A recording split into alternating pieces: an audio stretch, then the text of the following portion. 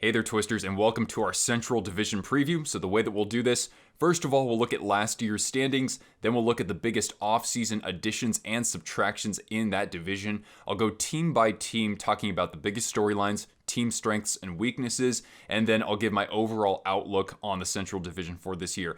Anyway, let me know in the comments down below, what are your Central Division standings? I already polled you guys on our community tab asking you, who do you think wins this division? And 81% of you think it's going to be the defending Stanley Cup champion, Colorado Avalanche. And don't forget, if you haven't already, watch my division previews for both the Metropolitan and Atlantic divisions. All right, let's get started. Skadoosh that like button, and here we go.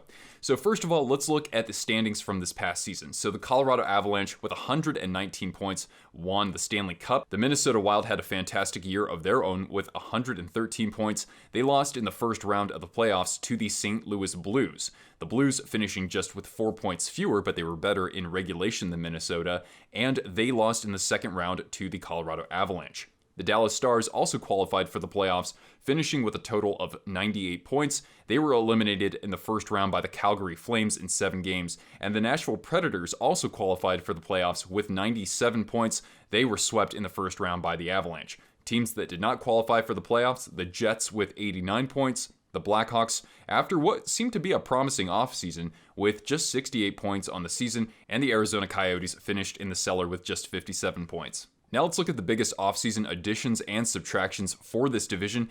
Really not too many big names in terms of additions. So on the left side here, Nino Niederreiter in free agency signs from Carolina with Nashville. Ryan McDonagh comes over in a trade with the Tampa Bay Lightning. The Dallas Stars get some help in the middle six with Mason Marchment from the Florida Panthers, and they also add Colin Miller as a defenseman. The Blackhawks sign a couple of notables, including Max Domi, previously from the Hurricanes, and also Andreas Athanasiou after a couple of years with the Los Angeles Kings. And the Avalanche, despite facing a lot of free agents in the offseason, they ended up acquiring Alexander Georgiev from the Rangers, and they signed Evan Rodriguez fairly recently in free agency. Now with this division, there were actually some pretty sizable departures. So Kevin Fiala leaves the Wild and goes to the LA Kings in a trade. Alex DeBrincat is traded from the Blackhawks to the Ottawa Senators. Nazem Kadri in free agency leaves the Avalanche to sign in Calgary. Darcy Kemper, Stanley Cup winning goaltender, signs with the Washington Capitals. Andrei Burakovsky, after a career season with the Avs, goes to the Seattle Kraken.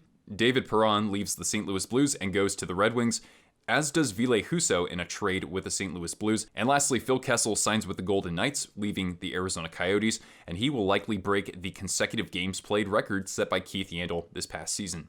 Now let's get to our team-by-team analysis. We'll start with the team that finished on the bottom of the division, and we'll work our way to the top. So we start with the Arizona Coyotes, just 18-50 in regulation, last in the NHL in goals for, third to last in goals against, third to last in power play, and they were just tied for 28th on the penalty kill. So the top story for the Coyotes, I would say, is the possibility of them trading Jacob Chychrun. That was probably the biggest storyline last year as well. The 24-year-old defenseman has 3 years remaining on his contract at just $4.6 million annually. That would be good value for a guy who finished 10th in Norris Trophy voting in 2021. He had over 20 goals in that abbreviated season.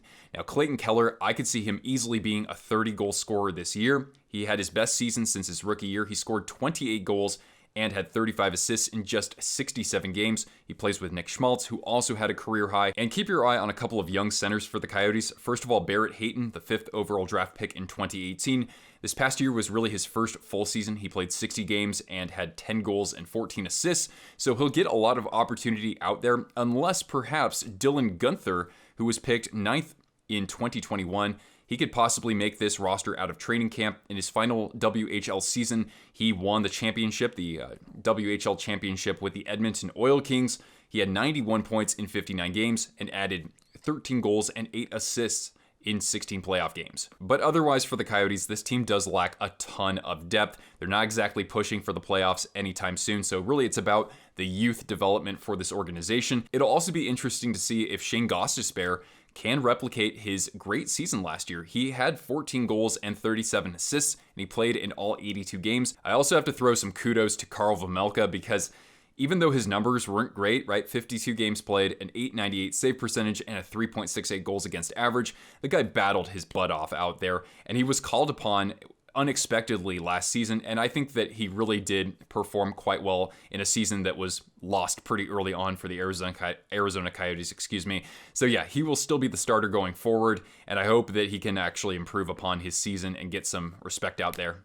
Next up, we have the Chicago Blackhawks. They were just 16-42 in regulation, tied for 28th in goals for, 26th in goals against, 21st on the power play, and 24th on the penalty kill. So this team is heading into a rebuild. They lost Alex DeBrincat. They traded him to Ottawa. They lost Kirby Dach, a former 3rd overall draft pick. However, even though they lost DeBrincat, I would say keep your eye on Lucas Reichel as kind of a dark horse for the Calder Trophy. He could possibly play alongside Patrick Kane this upcoming season. He was with the Rockford IceHogs this past year in the AHL, and he had 21 goals and 36 assists in 56 games. Next up for the Hawks, could this be the final season for Jonathan Toews and Patrick Kane in Chicago? Now, Kane is still a great player, and he would be a dynamite trade deadline acquisition. Toews, I'm not entirely sure what the future holds for him. And then what would Patrick Kane's offseason contract look like going forward? So that's going to be a storyline that will certainly be worth following in the upcoming year. They have a new head coach in Luke Richardson. He spent over 2 decades in the NHL as a defenseman, and then he's been coaching in the NHL since 2010 and was also an AHL head coach. And lastly, really kind of like the Coyotes, this team is full of a lot of players I'm not so familiar with at all, kind of like fringe NHL players. They did add Max Domi and Andreas Athanasiou, who can fit into the middle 6, and if they have good years, then they would definitely be possible trade targets for a cup contender out there. Quick time out here, Twisters. Listen, if you enjoy my content and want to support my channel, tap the join button down below and become a member. I'm running additional live streams and producing additional videos. So for as little as just $3 a month, you can get more content on top of what you already love. Try it for a month, and if it's not your thing, you can cancel at any time. But we already know there's no such thing as too much hockey content. All right, back to our video. Now we get to the Winnipeg Jets. They were 32-32 in regulation, tied for 16th in goals for, 20th in goals against, 17th on the power play, and tied for 28th on the penalty kill. Now, first off for the Jets, they have a new head coach. It's Rick Bowness, who was actually the coach of the old Winnipeg Jets back in the late 1980s, and as the interim head coach with the Dallas Stars in 2020, he took them all the way to the Stanley Cup final. For Winnipeg, they haven't broken up their core just yet. I thought they would have maybe considered trading a piece or two. They still have Scheifele, Kyle Connor, Nikolai Ehlers, Josh Morrissey, Connor Hellebuyck, Neil Pionk, and also Pierre-Luc Dubois. But as we know, Blake Wheeler recently had the captaincy stripped of him. So what are they going to do in terms of actually reshaping this core, or do they still think that there's enough talent out there and enough potential leadership to elevate them and get them back into the postseason? One sort of pitfall for the Winnipeg Jets, I would say, is their backup goaltending. So Eric Comrie had a really good season in limited action for the Jets last year, and now he's in Buffalo. They brought in David Riddick, and he was not good with Nashville last year. 17 games, an .886 save percentage, and just a 3.57 goals against average. He started in the playoffs against the Avalanche and just got lit up immediately. He led in 4 goals in the first preseason game. Definitely a downgrade, I would have to say. And Connor Hellebuyck, he had his worst season statistically, since 2017, even though his numbers weren't all that bad. If he can start 60 games and they can get comparable backup play for 22 games, that's good enough. That's when Hellebuyck can be at his best, I think. Keep your eye on center Cole Perfetti as a potential dark horse candidate for the Calder Trophy. The 10th overall draft pick in 2020 is healthy for this upcoming season. He appeared in 18 games for the Jets before getting injured, scoring 2 goals and 5 assists for 7 points, just about 14 minutes of time on ice. And if Perfetti can help with the bottom 6, I do think their depth is a little bit thin in that category. Then maybe that could be a difference maker in the Jets getting back into the playoffs. Now let's get to the playoff teams from last year. We'll start with the Nashville Predators. They finished with a 35-30 record in regulation, tied for 12th in goals for, 17th in goals against despite an outstanding season from Jussi Saros, tied for 5th on the power play. That power play has made huge strides over the past couple of seasons, and 18th on the penalty kill. Now this team lost a lot of depth pieces, right? A lot of bottom 6, kind of third pairing defensive assets. However, I gotta commend them for acquiring Ryan McDonagh and Nino Niederreiter. I'm actually wearing that jersey from when he played with the Wild. So Niederreiter in 75 games with Carolina had 24 goals and 20 assists. He's a great fit for the middle six. And Ryan McDonagh should help with the defense and the penalty kill as well. I still think that he has a lot to give defensively. Now, Nashville got back into the playoffs last year, in part because of sort of renaissance seasons from the likes of Matt Duchene. He had a career year. Ryan Johansson, his best in 3 years, and also Mikael Granlund. So this team is able to get some good productivity from their top line, even though I was kind of skeptical of them going into this last year. And the middle six, I have to say, with the addition of Niederreiter and some of the young forwards out there, guys like Tanner Jeannot, I think he's a star in the making. Philip Tomasino, 11 goals, 21 assists in a fourth line role this past season. I think he gets more opportunity. And if Eeli Tolvanen can step up a little bit, then this team, for all I know, could be a lock for the playoffs. But that is still kind of assuming that Roman Josi is still going to be Roman Josi, right? 96 points this past season, just absolutely incredible for this team. He logs a ton of ice time as well. So at 32 years old, I still think he's going to have a great year. I don't know if he's quite at that level, but if you consider the kind of development of those young forwards I just talked about, then maybe this team does get back into the postseason. However, they still have a question with their backup goaltending, kind of like the Jets, who added Riddick, who was playing in Nashville. They just added Kevin Lankinen to back up Jussi Saros, and last year with 32 games in Chicago, he had just an .891 save percentage, a 3.50 goals against average, and no shutouts. So that's still kind of an Achilles heel for them. Now we go to the Dallas Stars, and they finished 31-30 in regulation, 21st in goals for, tied for 14th in goals against, 11th on the power play, and 19th on the penalty kill. So this team did struggle a little bit when it came to scoring in 5-on-5. First of all, for the Dallas Stars, the biggest storyline as I make this video right now is Jason Robertson. When will he sign? I think that they'll find a way to get it done. They do have a decent amount of cap space for his contract.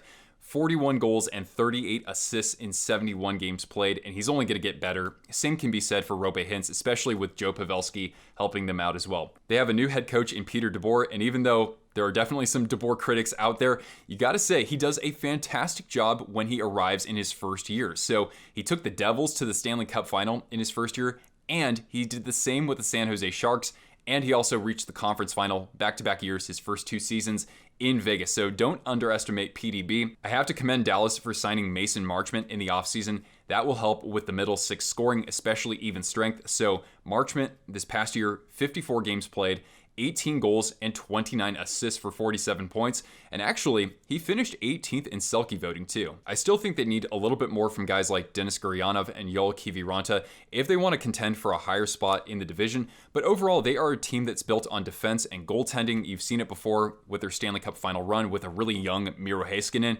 This guy could certainly be in that Norris conversation this upcoming season as a great all 3 zones D-man. And they have Jake Ottinger in goal. The guy's only 23 or 24 years old. He's only going to get better, and he was incredible in the playoffs against the Calgary Flames. So if he's able to stand on his head once in a while, then yeah, this team should, I think, be a lock for the postseason.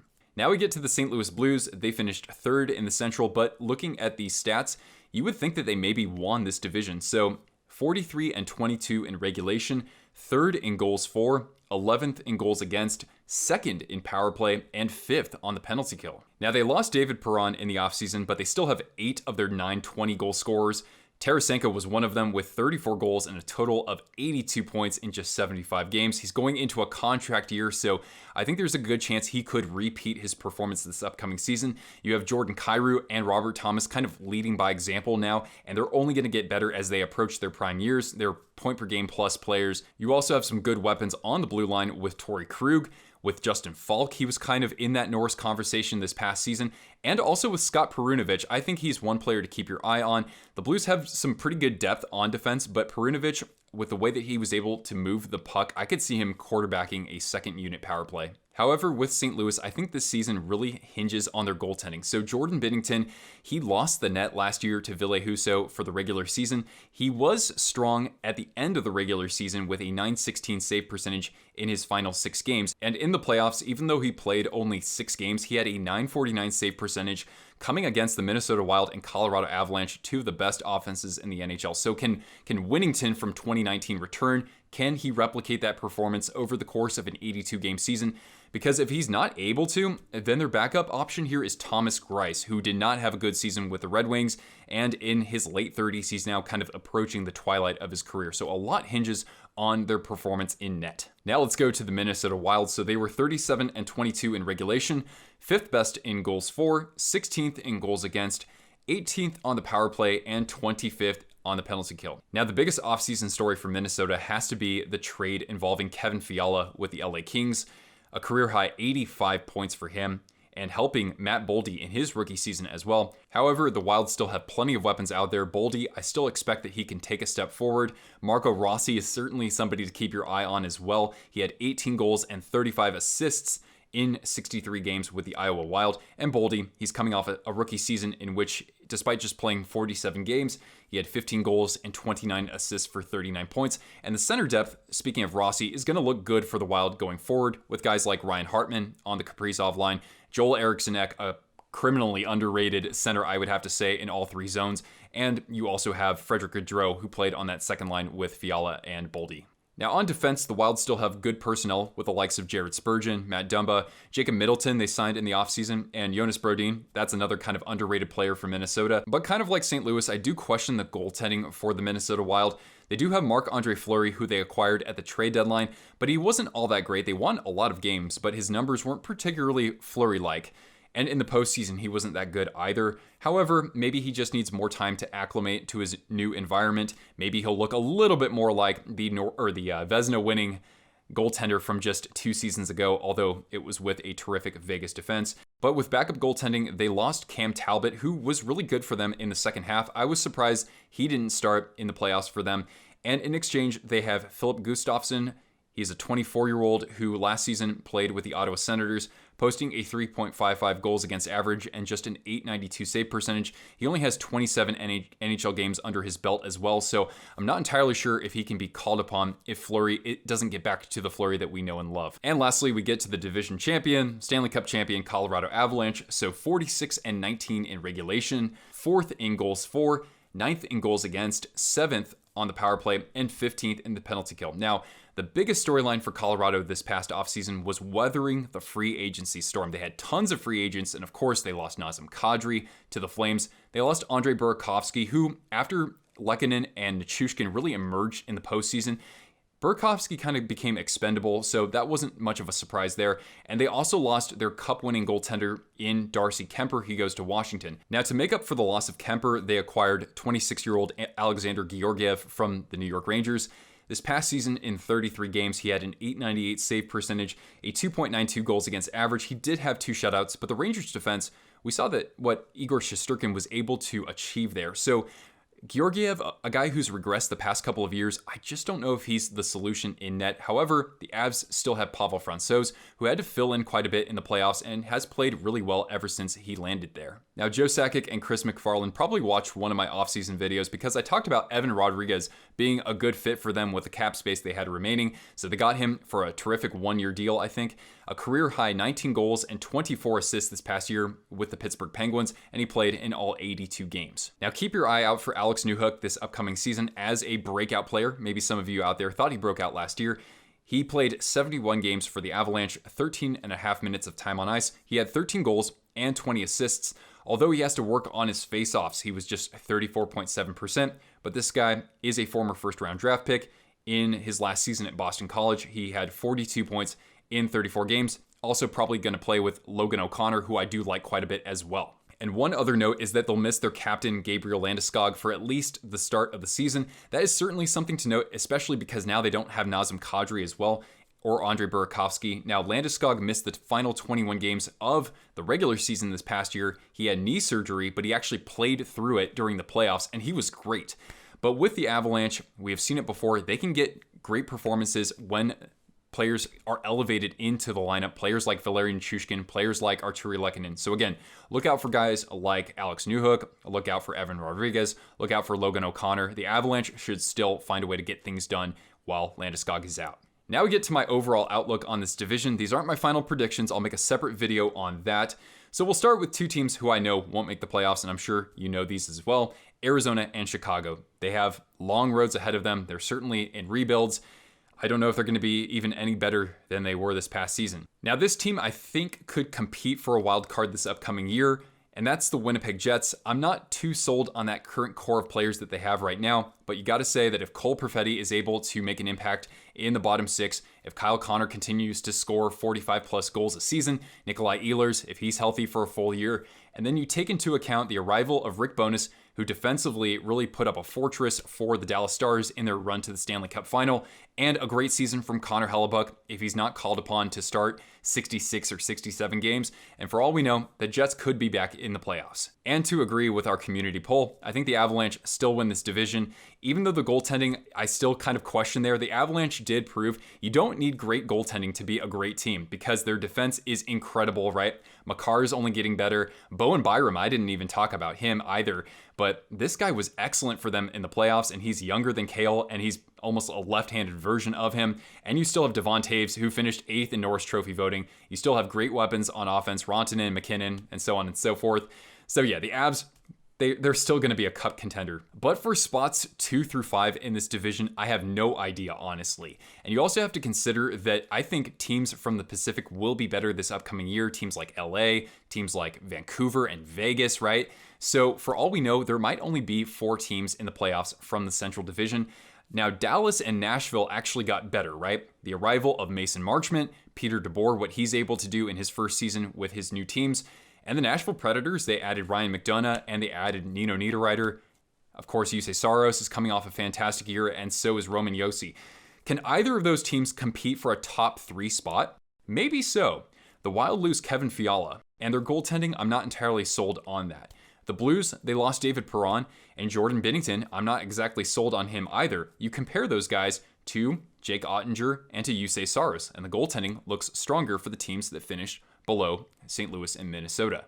Now, if I were to hedge my bets, I would say that Dallas maybe has a better chance of finishing in that top 3 versus Nashville. St. Louis and Minnesota, which team is likely to fall out of that top 3 in the division? I would think maybe Minnesota. They got a lot of their points last year with overtime performance, right? And their power play hasn't been exactly particularly good, whereas the Blues, as we saw, they're great in all facets of the game, especially if they can bat down the hatches with their goaltending. So, do one of these teams actually miss the playoffs?